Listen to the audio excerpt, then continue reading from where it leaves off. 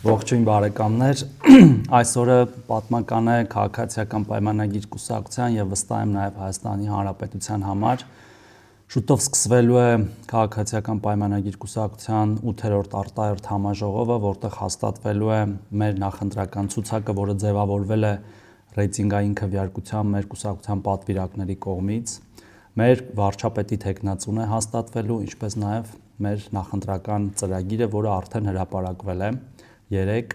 Իհարկե ես դեռ կխոսեմ, նաև մեր գործընկերները կխոսեն նախընտրական ծրագրի ոլորտային կետերի մասին,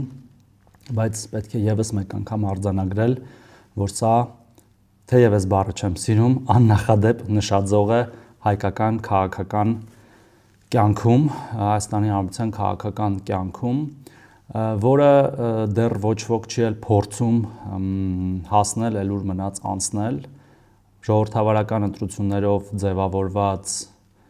կուսակցության ցուցակը մեր վստահ եմ նույն ժողովրդավարական ընտրություններում արժանանալու է բարձր վստահության մեր ժողովրդի կողմից հետևեք իրադարձություններին դրանք իրոք շատ կարևոր են մեր պետության համար ստեցություն